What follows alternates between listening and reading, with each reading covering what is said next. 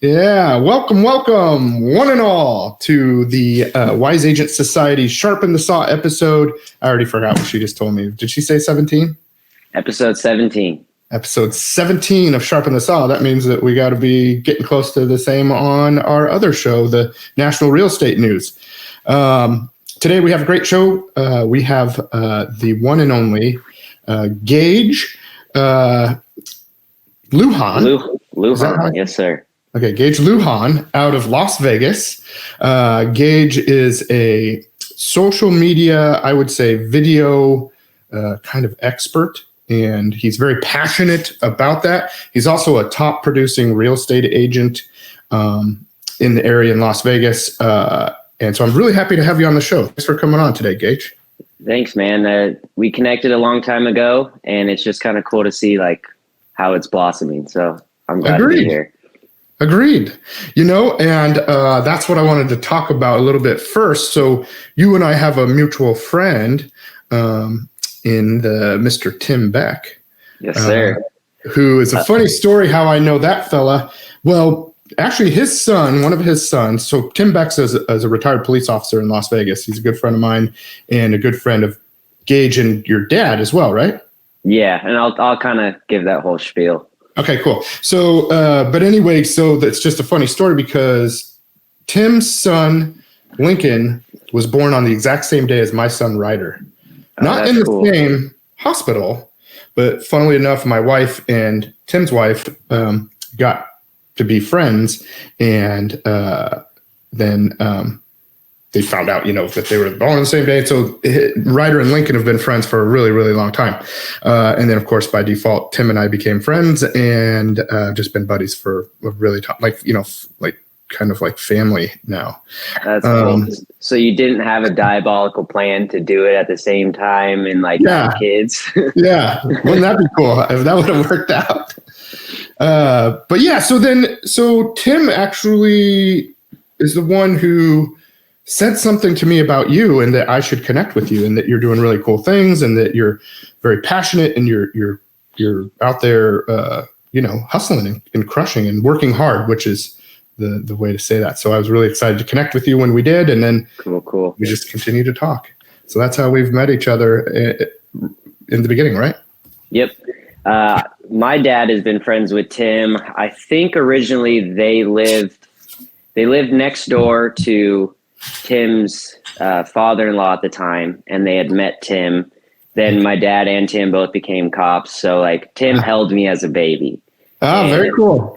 I remember when I was younger, every year we'd call Santa Claus. Well, little did I know until about probably 3 or 4 years ago, I would call Santa Claus, and that was Tim Beck. So he does the best Santa Claus voice. So if your kids still call Santa, or if you have friends, I'm telling you, just give them the Tim Beck Santa Claus experience. That's cool. Does he still do that? I didn't even know he did that, honestly. Oh yeah. So a couple of years ago, we went to go pick up. It was when the whole new Xbox and PlayStation's released, and I'm waiting in line at GameStop. My dad calls me, or he's waiting in line, calls me, said, "Hey, they have some. Just come try and get them in." Yeah. And so we're sitting in line, and my dad goes, "Hey, I have someone on the phone with you for you, and it's Christmas time." And it's like, "Oh, ho, ho, hey, Gage, have you been a good boy this year?" Oh, and I was and I had heard the story recently, but I've never really put two and two together. And I was like, Tim, you're awesome. So yeah, just as a couple of years ago, he was still doing it, and apparently he still does it for his friends. So yeah, I mean, Tim's always been a part of my life in some form or fashion. And it's cool now being older and being able to connect with him as a man. Yep. So yeah, he's an exceptional dude. He's a great dude. And of course he did so much for people out there as a police officer and then as a federal agent after that. So really cool dude. And I'm glad that he connected us because now we've had some chance to get to know each other and, which to me is fascinating and kind of what I want to get into next is, why don't you just tell us a little bit about when you got into real estate, why you got into real estate, and then kind of what your specialty is in real estate and where you're at. Do you have a certain neighborhood you focus in? and then I know that you're the video and social media guy. So maybe just tell us about how all that got started. So you laid a lot on me. So if I missed something, remind me. Yeah, we'll go back. So my lady and I, we bought our first house in 2017. I was almost 22 at the time, still 21. And we went through the process, and like, I absolutely loved the process as a whole. Like, I learned so much. I realized, like, why don't I know more of this if it's this important at this point in my life? And a lot of my friends, after I purchased, reached out to me and were asking me so many questions. You know, how much did it cost? How long did it take? You know, just any question that you could think of when somebody hasn't gone through the process. And I had hated my job at the time. Like, I was a call center, 12 hours a day, sitting there. Hey, thanks for calling. Tech coach, this is Gage. How can I help? Right. And it just over and over, you do 80 to 100 calls a day, and it's draining. And so I was like, you know what? I want to get into the industry. I loved going through the process, and I have all of my friends asking me questions. So why can't I be the one that helps them through it? And so I took a job with a new build community here in town, just as, you know, basically they're, I always say this with a swear word, so I'm trying to find another way to say it, but I was just like their little office boy. I ordered paper towels, Keurig cups, and I would deliver them to all 10, 11 cell sites every single day, whatever they needed, whether it was envelopes or supplies. I did that, and then I would take their documents or paperwork, because it was all still paper at the time. I'd take it back to the office to give to escrow. And as I was there for a little over 2 years. I kind of worked my way up. I still did all of that, but then I would help with permits. I'd go to the county building. I would help with, you know, making sure that the construction had their supplies, right? Yep. And so I was like, doing all of this to be able to then sell at the new build community, because that's just like kind of all I knew at the time. And it was like, I saw what these guys were making. You sit here all day and it's this, like, this is great. Yeah. And then Pulte Homes actually purchased American West, which is who I was with. Okay. And my position, because I was all over the place, I knew I was expendable, and there still wasn't a sales agent opportunity for me to go into that role for. Yeah. So I had already been getting my license, going through the process. So I had it. And then once Pulte, the news broke, I was go.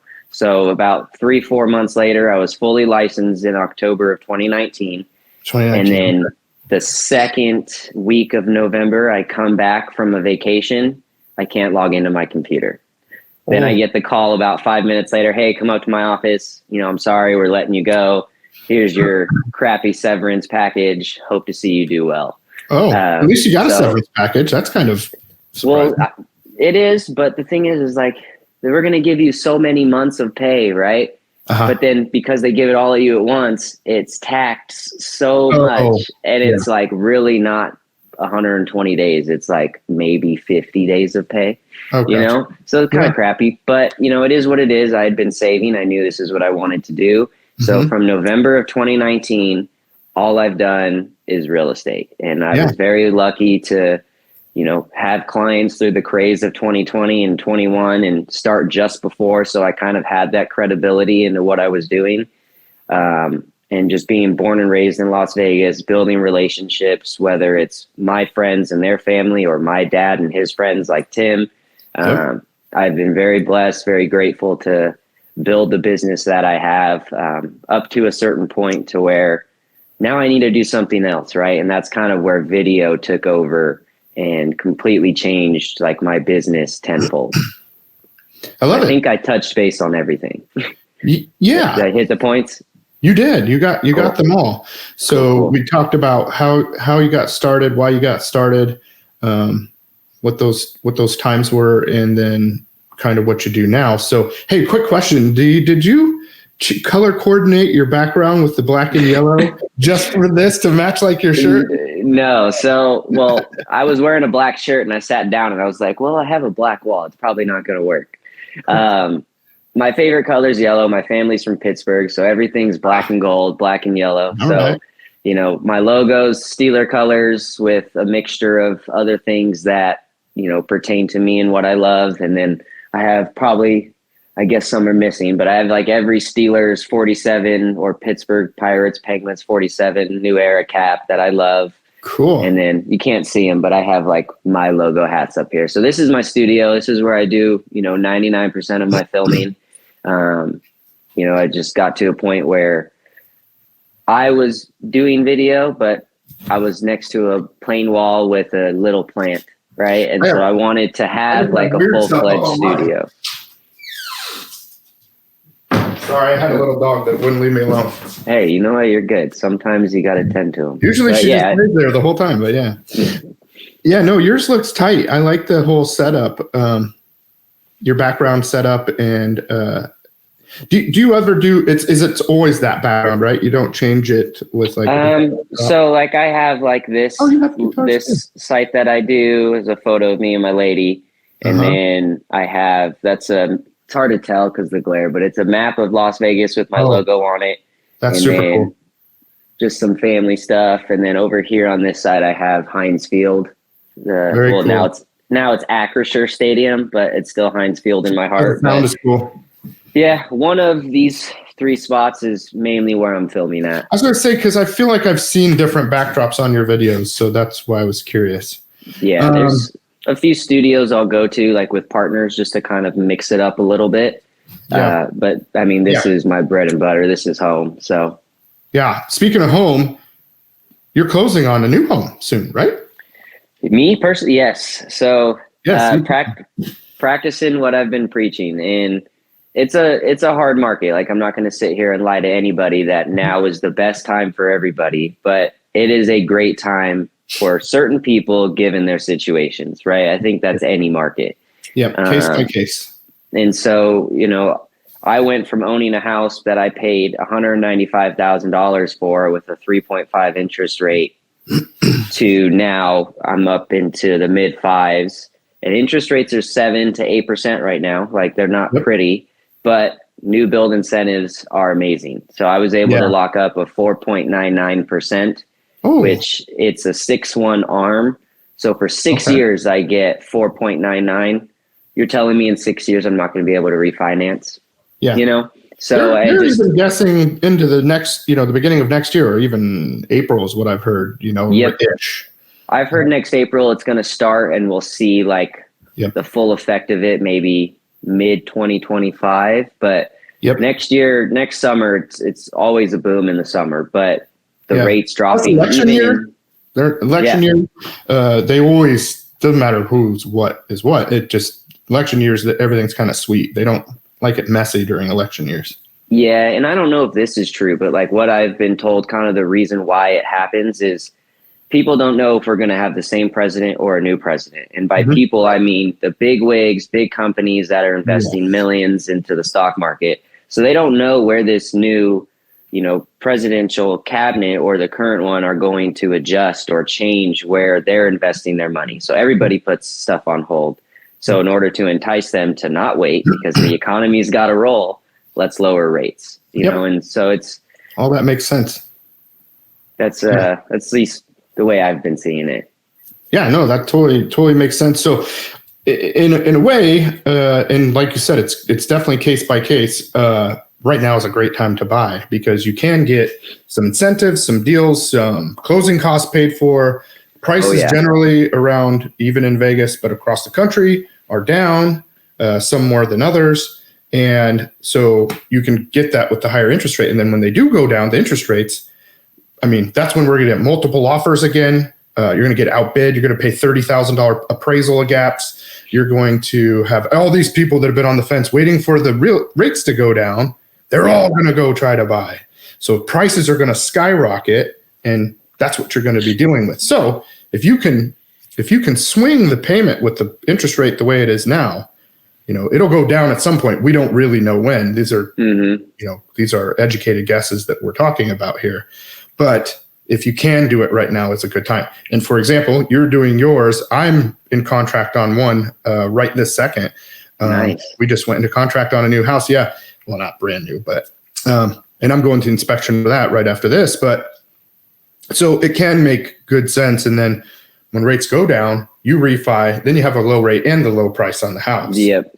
And I think like a really cool way to look at it as a whole too, it's just educating the buyers or educating the public on it, because you have a high interest rate. Well, come tax season, you've paid a lot of interest that now you can take towards your total income, deduct it, and pay less in taxes or get more back in taxes. So you may not be saving on the mortgage payment with your interest monthly, but you could be saving yearly come tax season. And it's just a trade-off of knowing things like that, because the world itself is very black and white. You know, low prices, low rates, that's when you buy. But there's different types of ways to look at it. And, you know, if you're aware of... You just had an effect happen. I wonder if Tara did that. Oh, you know what? Fireworks. Okay, so the new iPhone, sometimes if I say happy birthday, it does balloons. Can I do it? And then other times, like if I do, I don't know, it's some weird iOS setting thing. You did it. Yeah, see? How do I do it? Are you on an iPhone? Oh, no, I'm not. You're on your phone. I forgot. Yeah, so with the new that's weird. Sometimes it does it, sometimes it doesn't. That was awesome, dude. That's weird. Okay, well, anyways, yeah, it's just about educating people and, you know, letting them see that it's just because it's not happening this way doesn't mean that it's not happening, just in a different way or time frame, you know? It's always changing, always shifting. There are different parameters all the time. That's why it's super important for the folks out there, as far as clients and consumers go, get with somebody like Gage or myself or any of the other people that we are in our networks to go over your whole situation and see what makes sense for you. We will help you make a plan. Gage will help you make a plan. He's not out there just to sell you on a house. He's out there to help you come up with a plan that makes the most sense for you and your family to move forward in however that looks. I think like a huge thing with talking to a realtor, like it's just taboo for people because they see us as seeing them as a paycheck, right? Right. But some are that way. Well, yes, and they're right to feel that way. But I think if we all judge people based off of an idea, then the world wouldn't be where it is or wouldn't progress, right? So like, you know, I've talked to people where it's taken them since basically when I started and they just closed early this year. You know, it could be 6 months, or I just literally met somebody yesterday morning. They called me like 3 hours before. They said, hey, I'm ready. Went to a new build. The deal was too sweet. They locked it up. So it could be literally 6 hours, it could be 6 months, it could be 3 years, you know, like we're just here to give you a path to success and a game plan to execute, you know, when you're ready. Yep, that's exactly right. And just so you all know out there, I don't have people on my show and I don't align with people that are going to treat you bad like that, like treat you poorly. I only put people on this show that are, you know, the top-notch professionals that are out here to be your consultant and to help you to get where you're going. So that's why Gage is here, and that's why I'm happy to have him on here as a resource for everybody. Thanks, man. Yeah, thank you. So why don't we shift gears a little bit and talk about, you know, some easy, or not entry level, or, you know, but what are some basic maybe first steps or way that agents out there can get started in video, and why should they do video? And then, you know, how can they get started and how should that look and where do they put it? Yeah, well, so the first thing on getting started is just do it. I mean, you have a phone, it records video, it records audio, right? If you are waiting for something to be perfect, or as one of my mentors had told me, if you're at the top of your ladder, looking at everything that you need to get to make it perfect or learn to do it, you're just never going to start. You won't get better if you don't start, and you're not going to start if you're not trying to get better, right?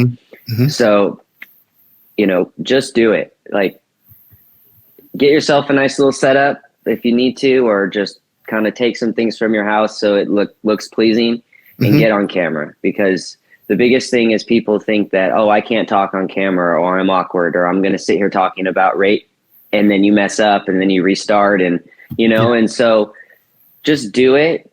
Throw it into CapCut on your phone. It's super easy. You know, you don't have to be using all these crazy movie editors yet.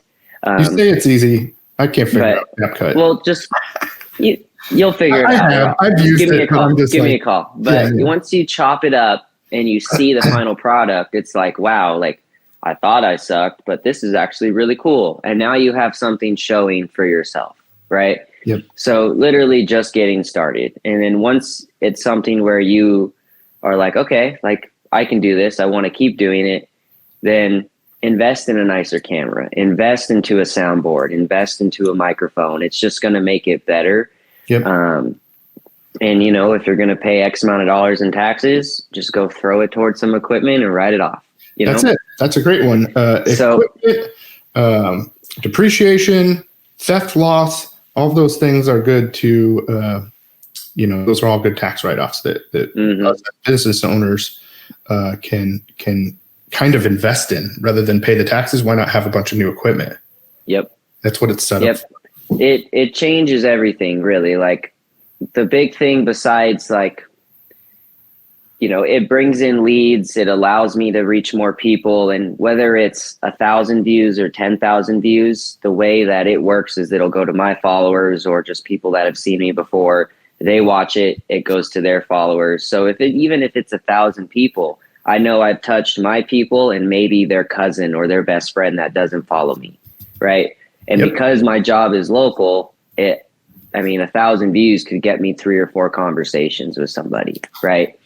I'm not some groundbreaking 150,000 followers, 100,000 views a video type of agent. Yes. But just, we're getting there. I think I have the quality, but we'll get there. You're on your way, bro. But, it's one of those things where if you just do it, the best thing about actually putting out content is it actually is an invitation and a very genuine way to leave a door open for somebody to come in and feel comfortable asking you a question, right? Because now you're putting this information out there. It makes them curious. They want to know. They've seen maybe 2 or 3 videos, feel like they kind of know you, or at least you're the guy where they hear this information from.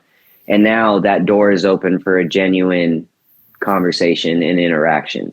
There's without kind of opening the door for somebody else, but not even for somebody specifically, because then it could come off salesy, right? But for anybody, right? I'm not targeting people specifically, because then it's like, hey, you want to buy a house? And it's just like, how many times are you going to ask the same person? Hey, are you looking for real estate services? Right. Yeah. And it just becomes like very car salesman-y, disingenuine. And it's just, I didn't find success doing it that way. Whereas putting out video with any type or any part of the transaction, I could talk about just a little bit here, a little bit there, maybe not even a transaction, but just the market or the world. And it just turns into them learning who you are, and you become that source of real estate or that source of business, entrepreneurship, and mindset / growth, right? Yeah, I was going to say, so I've seen your videos and they're not like all the exact same. Sometimes you're talking about, you're talking about a large variety of things, which is what I think you were getting at there, is that you're basically sharing your life story and your work story all together, which is really cool because people are getting to know you in a natural way. You're not being like robotic or programmed. And it's the same with me. If you look at, anybody looks at my content, there's stuff of me and my family, there's stuff of me and my friends, there's stuff of work stuff like this.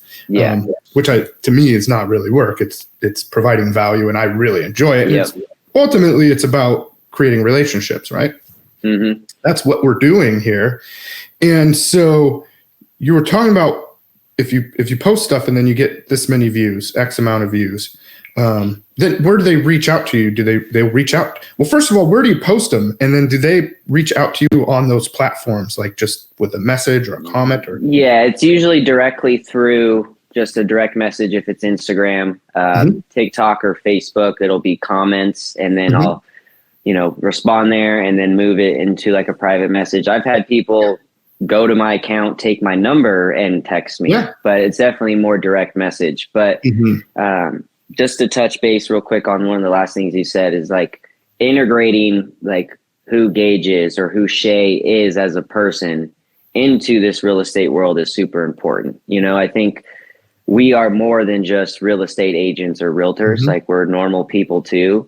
And I think that human aspect of who we are as a person is what elevates our business, right? You know, people want to be a part of something. They want to know somebody, especially if you're giving business to someone where you're going to be spending hundreds of thousands of dollars, right? You want to know that, like, you know this person a little bit, right? And you trust them with your financial documentation or your life situation that's going on that's kind of sensitive or could be, right? And so I was strictly, I mean, my personal page was my family. I'd post pictures, but all my videos were strictly real estate.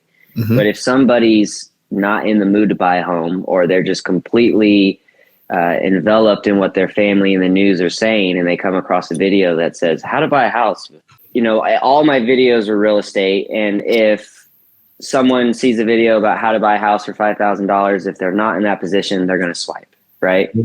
So to make more content that was relatable, more genuine, I started talking about, you know, my mindset and how I got to where I am, or the things that I did to grow my business. And when I say business, it's not even about real estate. It's just somebody who may be wanting to start their own business, and now I'm giving them value.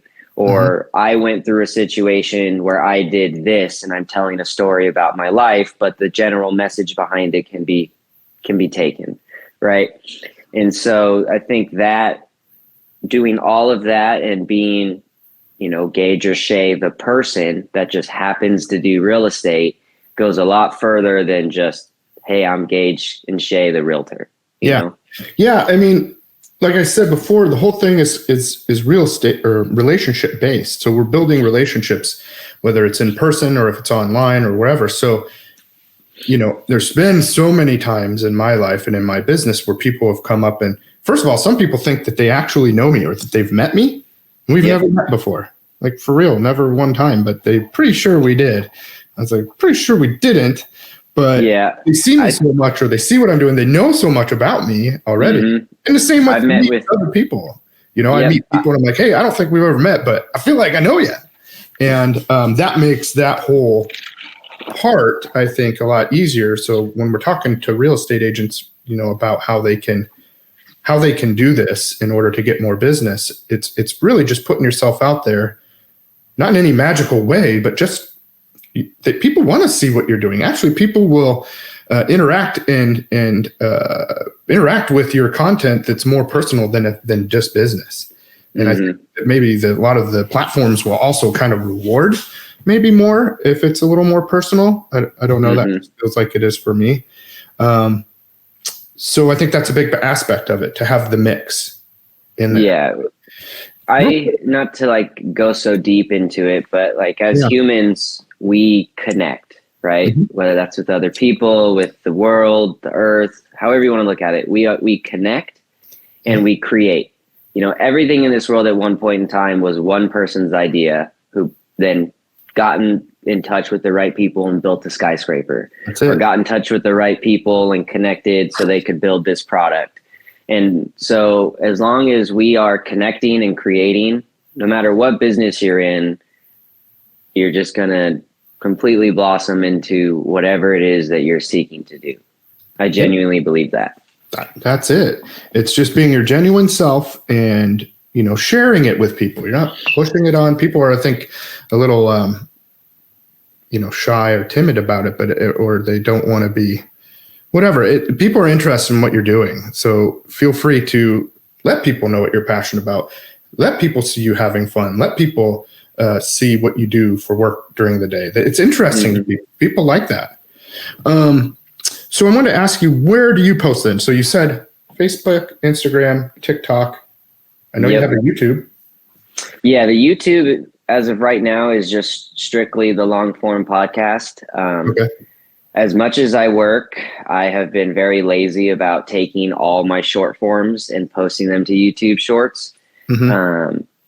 At least I haven't. I don't know if you can add music directly from YouTube Shorts, but none of my videos have music. So I'd have to get the video, add the music, upload it. And I just haven't done it yet. But I know YouTube Shorts has been huge for people that I know personally. At least as of late. Yeah, I haven't messed with it. And I just wrote it down for and Tara can help us look into that too. I want to ask you a few more questions about kind of things that agents can do to maybe get started today. So we talked about maybe where to post. Would you say that one of those is an easier or better way to just get started? Like if we're first pick one, right? I think if somebody's getting started, is there one that's better or how would somebody pick? How would somebody pick? So if you're just getting started and you already have like a following on Instagram, even if it's only 500 people, I would say start there because you're going to have those people that have seen your videos, content, your stories, and it's going to go directly to them. Whereas if you start on TikTok with no followers or just like 10 to 20, because if you don't post, you don't really have any.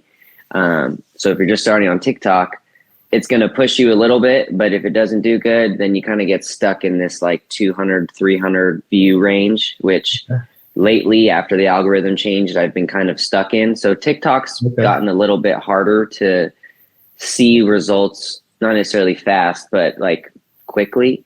Okay. Good to know. But you know, if you're doing one, it takes no time to copy and paste the caption, post to the other. So, you know, so I would just say if you're doing it, do them. Start IG, maybe even Facebook. Some of us oldies just know how to do Facebook and not so much. Yeah, there's a way you can, like, as you post, it shares directly across to Facebook or Meta Reels, right? Mm-hmm. But I still go and post it as well to my page. But you don't have to do that because it'll automatically share across. Yep. But if you want to like track the engagement, the views, like just go ahead and repost. Like it'll take me maybe 5-10 minutes to get the video up, add my logo overlay, type my caption and post. So then literally it'll just take me another minute and a half for TikTok and Facebook just to copy and paste what I've already done. Okay. So less than 10 minutes and you can post to 3 platforms. I love it. Gosh, I was going to say something about posting on there, but I can't remember now, but that's okay. How about, how do you come up with what to talk about? Do you put like a list of ideas down and then you pick one, and then how many do you do per week? So do you have like a list of topics that as you think about them, you write them down and then you start, okay, I'm going to do this. You look at your list. I'm going to do this one on Tuesday and this one on Thursday. Like, how does that look? So, as the ideas come to me, I have like 3 big whiteboards right here where if I come up with an idea, I'll just jot down kind of like either the hook or what I kind of want to say, or just the topic as a whole, and maybe put a few bullet points of what I want to touch base within those topics as I think of them. Real quick, what's the hook? So like, you know, instead of saying, you know, hey, this is Gage with Galindo Group Real Estate. I'm going to tell you how you can buy a house with very little money, right? Like that's very drawn out. You're saying your name. You don't have to say it. Whereas, do you have $5,000? You can buy a house with that. Did you know that? Like just a little bit more of like grabbing, right? Okay. So just finding creative ways to say it where you're telling them what you're talking about, but you're not giving them the answer. So they have to stay and find out how, right? Yep, I love it. Like an attention-grabbing hook, but line maybe even that when somebody's scrolling and they see that, they're like, ooh.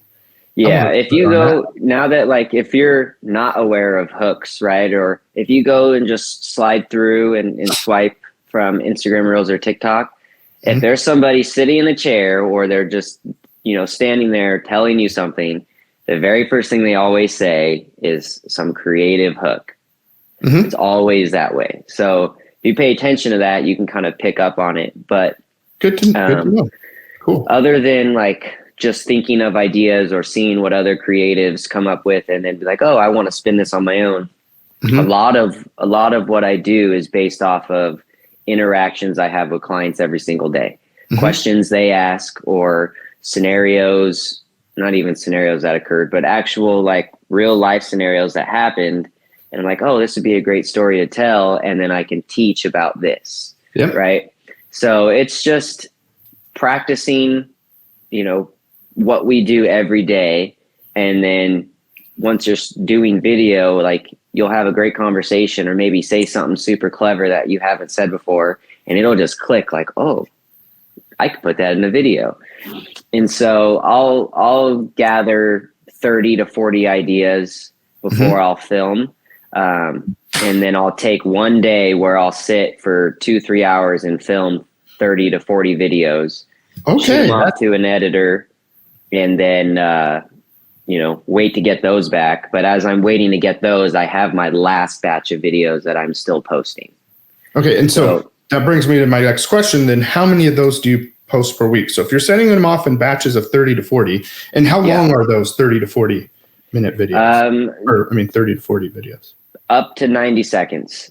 Okay, so, up to 90 seconds. Yeah, I mean, you can do a 10-second video if it's clever, and, it's kind of cool to do shorter ones too, because if someone only watches 5 seconds of it, now that's 50% watch time, right? Oh, whereas if I put out a 90-second video and they'd have to get to 45 seconds to get 50% watch time to then boost it further, right? So, wow. And what they're we talking about specifically here? I mean, all of them. I mean, every platform they're going to push your content more or less based off of like how much watch time it has. Okay. Right. Or how much engagement. Like that's definitely a big ticker for them to push your content more or less. Mm-hmm. But all of mine are up to 90 seconds. Each video is probably 2 to 3 minutes long as I'm sitting here filming or saying things differently or redoing them, and chops it right down to, I'm usually around 45 to like a minute 10 is like my sweet spot. Okay. Before editing or after editing? After editing is where it comes down to, right? So like I know based off of what I'm doing, I have my hook, 2 to 3 talking points, kind of why it's important, and then the close. So that's kind of like my 5 to 6 step kind of mental thing that I do as I'm filming. So I know if I hit those points and I'm not over talking, my video should be about 2 to 3 minutes long that I can then cut down, get the dead air out, or maybe I said something 3 or 4 times before I liked it. And it's usually 45 to about a minute and 10. Wow. That's great. That is cool. Cause you just said, my brain works in numbered systems, 1, 2, 3, 4, 5s, Yep. So when I'm writing to, I don't know, an agent or a lender or whatever, I don't really care. I usually say, hey, I have these questions. Because if you write a paragraph full of questions, they'll answer a couple of them and they'll miss them. I don't know why people miss it. But if you give them a list, 1, 2, 3, 4, 5, this question, then they'll probably answer them all. And if they don't, then I'll say, well, what about number 4? Can you just answer that one, please? But anyway, so that's how my brain works in systems. And, and I like how you just said it's a 5-part system. Your hook, 2 to 3 talking points, and your close. So that's something that people can take away today. Write that down out there, and then do your videos on a topic that something that happened to you that day or whatever it is. Come up with a clever hook and record a video. Did you say up to 2.5 minutes roughly? Yeah, well, I'm not purposely like doing 2.5, 3 minutes, but just based off of, been doing it for so long, I know that my videos are going to be about 2.5, 3 minutes. I may have about 45 seconds of dead air within that video because I'm thinking of how I want to say something better or how I want to add to it. I know a lot of agents who get scripts off ChatGPT and love doing that. I've gotten ideas off of there once or twice, but I'm not a script person. So like I'll have my ideas, I'll sit down and I'll talk to the camera as I talk to my clients. Cause I'm trying to be Gage with Gage's vocabulary and Gage's puns and Gage's humor. Like I don't want to read from a script that came from, my college level essay writing. Cause I don't use those words in my everyday to day, Yep. Totally makes sense. I like that. Now, so you'll do this 2.5 to 3 minute video segment in one shot. So if you mess up, you misspeak, you say the words wrong, whatever, you don't stop. You just kind of like, oh man, I messed that up. And then you just keep talking, and then you'll send it to the editor. They'll watch the whole thing, take out all the flubs and all the stuff that you don't want, and make it look nice for you. Right. Yep. It's gotten to a point where like, even if I mess up, let's say I'm trying to say like, again, like how to buy a house with $5,000, right? But I don't say it right. Or like I trip over my words because I've been talking for an hour straight. Like it's gotten to a point where like I'll talk to the camera as if I'm talking to my editor. Like, man, I'm just not having it today. I'm sorry, man. Like, and it'll be funny because he'll sometimes leave in like a blooper reel for me and stuff like that. So, I just let it roll. Like there's no pausing, stopping, unless I'm really messing up and it's been about 5 minutes and I'm not about to send an 8-minute video for the editor to go through. Yeah. So I'll go stop it at that point. But yeah, I mean, if I mess up once or twice, like I know where I left off, just pause, breathe, eyes to the camera, start talking. Okay, cool. And let's see. So let's say, how much is the editor roughly, or how does that look cost-wise? And because maybe not everybody can do that right away, or maybe they can. Maybe it's more cost-effective than they think. They don't maybe have to do as many as you're doing, but what does that look like cost-wise, or even turnaround time? Maybe? So this is like a 2-answer part for me. So for me, it costs absolutely nothing. I have built a relationship with a lender here in town, Ivan Cimental, or at It's Ivan Cimental. We do a lot of business together. As of earlier this year, in the last 2 years, we've done 15 million in deals together. It's probably closer to 25-ish now. Awesome. That's probably an overstatement. Probably a little over 20 million that we've done together. Well done. And so one of the values that he adds to his realtor partners is, hey, he has a whole studio where you can go shoot there. He has all the equipment.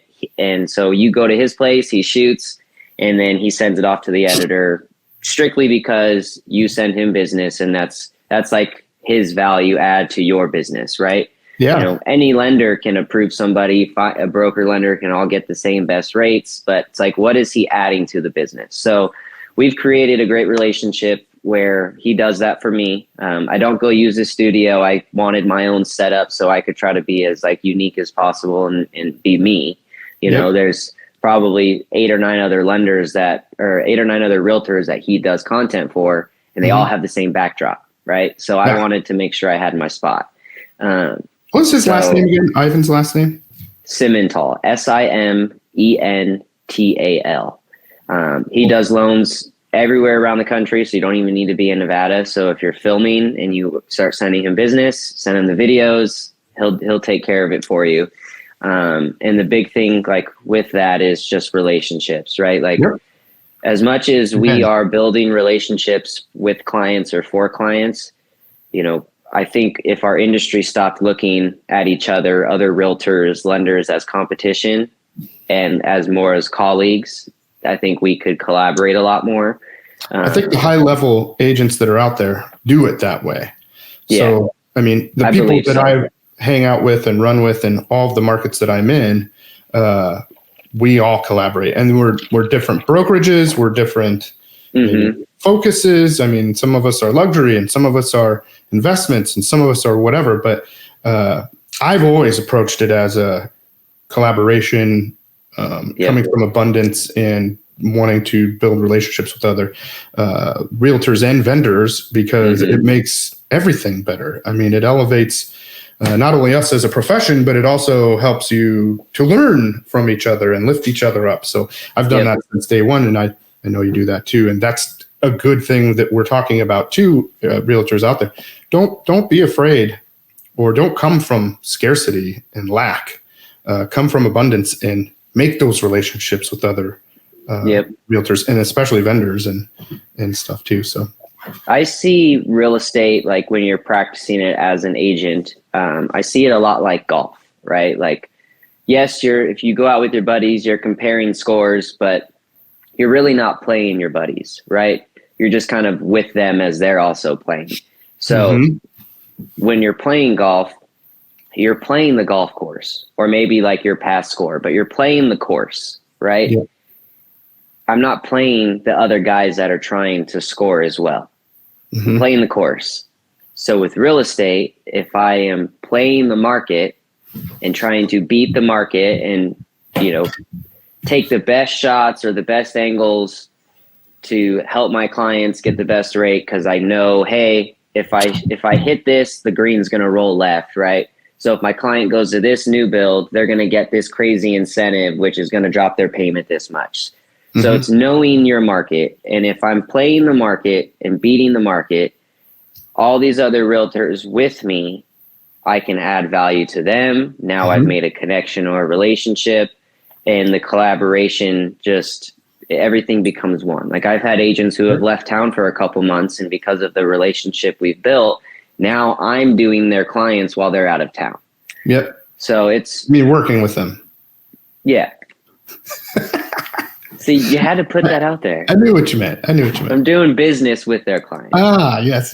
No, but I mean, what a great example of why building relationships with other realtors and people can be beneficial. I mean, not only that, but you're helping. It's a win-win. You're helping them, and then you're getting hooked up and getting business you might not have gotten otherwise. Real quick here, I always forget to go onto my comments. I can see comments on this platform. We have one from Ida Gibbon who says, "Go Pittsburgh." Black and yellow. So Yinzer. Yeah, that's cool. So, but do you happen to know then, we got a little off track there about like cost. The editing costs. Yeah. Do you know roughly what it would cost? So it varies, right? Like you can go on Fiverr, or there's a few other websites where you can find editors from overseas. They all just use CapCut. So you could pay $100 and get 10 videos done, but you could do that yourself, right?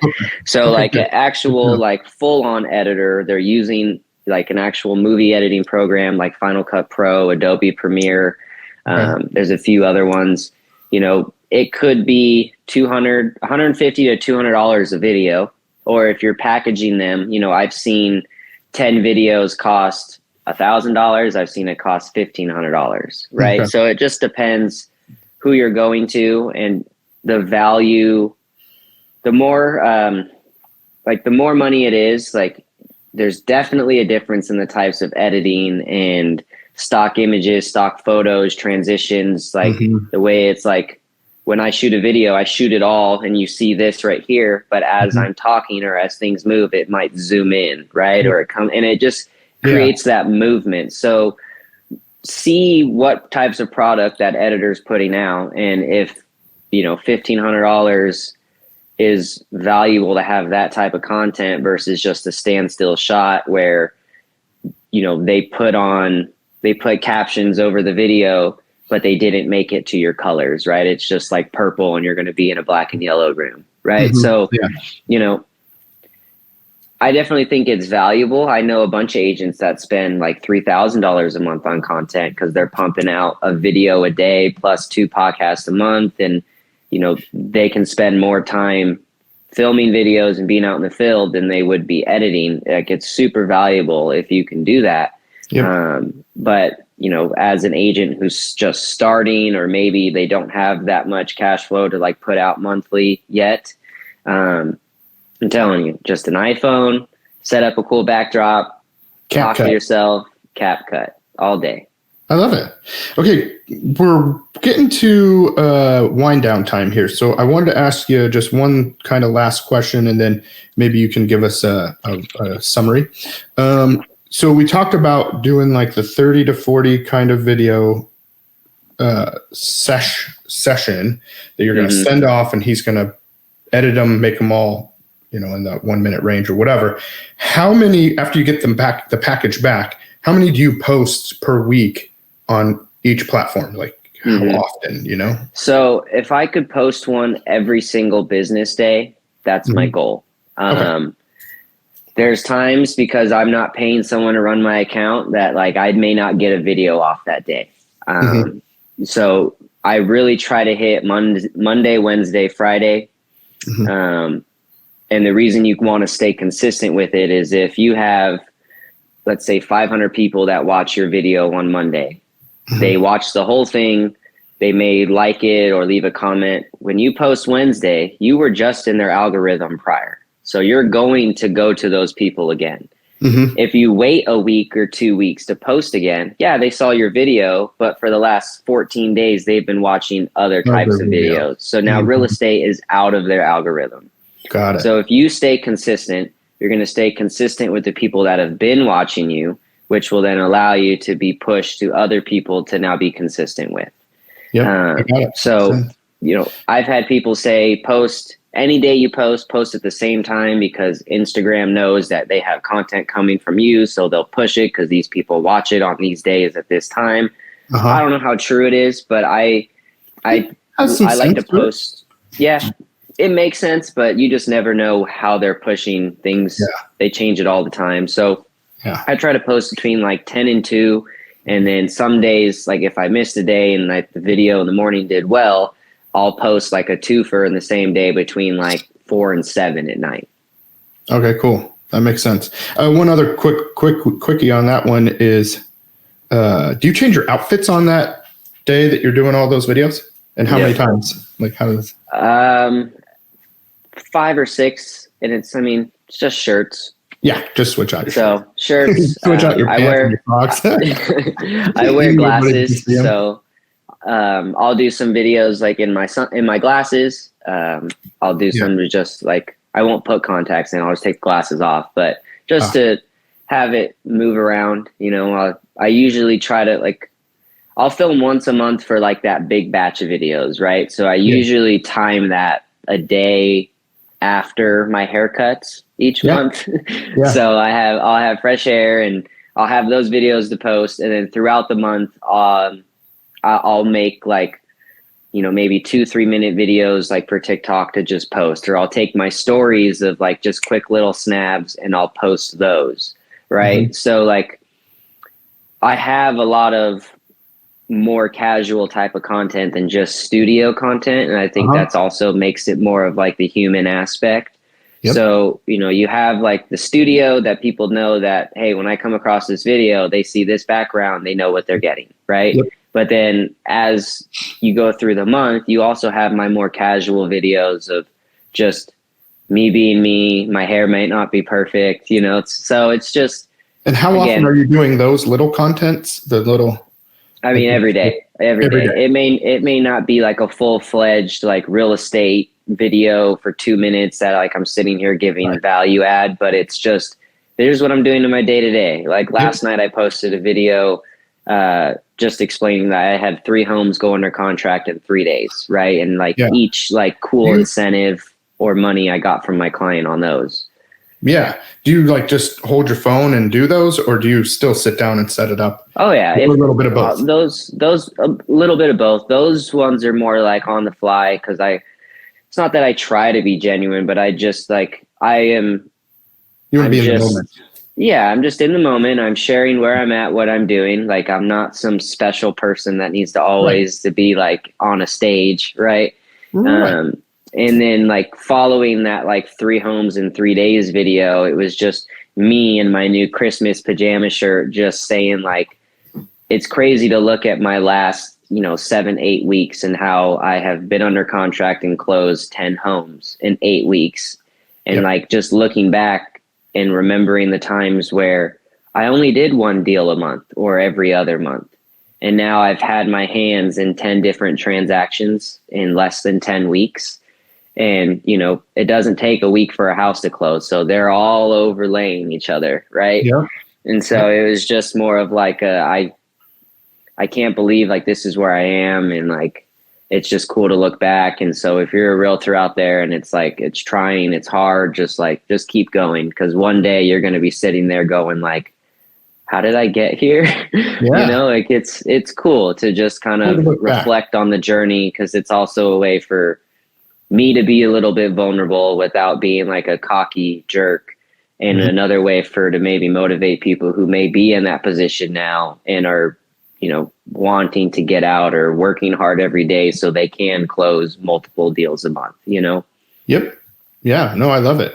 And you're a great dude for joining here and then giving this knowledge to people. That is a very cool thing. And I know that you're you're open to and willing to do this and help. So, well, at least I hope I'm not putting words in your mouth, but no, you're good. I think that you're okay with, if people have questions, to just reach out to you, if agents or other business owners. This also applies to any business, but if they have questions or something, they can reach out to you to ask more. And then not only that, but I know that we've talked about, and it's, nothing's set up yet, but I know that one of your goals is to have a masterclass of sorts where you can teach people more about how to do this in an organized way. Yep, that's in the works right now. With buying the house, planning a wedding, having to landscape the backyard, like that's a lot at once on top of all the deals I'm in. But it's definitely in the works. I have people I've already contacted to kind of get their part of the process rolling. So then I just have to add in my value and the talking points and put together either the videos or if it's a live session. So yeah, that's definitely coming. I have one that's strictly like guided towards agents, and then another one towards buyers who just kind of want to learn, right? Yep. And then you had mentioned something else. Oh yes, people absolutely reach out. Like I love helping anything, right? Even if it's just like you just need somebody to talk to vent because you're going through this. Like, have you been, like, I'm totally here to talk about all of that. And a huge goal of mine is to kind of create, whether it's a Discord chat or an Instagram chat or an iMessage, just something with creatives, business people, where we can all just like creatively dump ideas and share and collab with each other and create like our own little network of just people who actually give a crap and want to help each other. So like, please do so.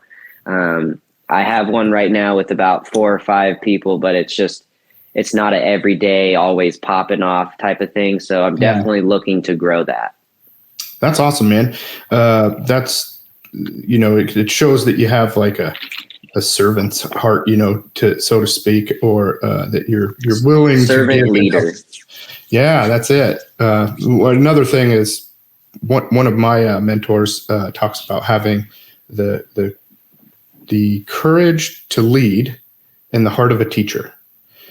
So it's a kind of a cool setup, and that's exactly what you're talking about there too. So that's awesome. I think maybe do you just have a couple words as a wrap on all that we've talked about, and then we'll get on with the day for everybody. Yeah. Well, thanks for having me, Shay, first of all. The kindness and the friendship that you've given me, obviously because Tim put in a good word, but I just, I appreciate everything that you've done, the conversations we've had, and allowing me to be on this today. I know there's probably tons of other people that have, credibility and value that they can add to this every week, but if we want to just talk shop and do real estate updates, make this like a reoccurring thing, I'm always open and down to just come and sure, just drop some knowledge whenever. Yes, thank you so much for coming on. This is amazing, and I've taken down more notes, I think, than any other show I've done so far. So it's been super valuable. I've learned a ton, so I know that other people have too. And I would love to do this again and more regularly. We have 2 shows a week, just so everybody knows out there. I'm sure a lot of people that watch might know. So this is our Sharpen the Saw, where we're talking about specific skills, usually with a realtor, but it could be any. Sometimes we have warranty people. Sometimes we have inspection people. We can have any people on this show. And then our other show is more market data in the local market, wherever that is. So love to have you on either one of those shows in the future. And I look forward to just having more conversations with you and collaborating in the future. And so thanks so much for coming on today, buddy. Really appreciate you. Yeah, man. I appreciate you as well. We'll do it again for sure.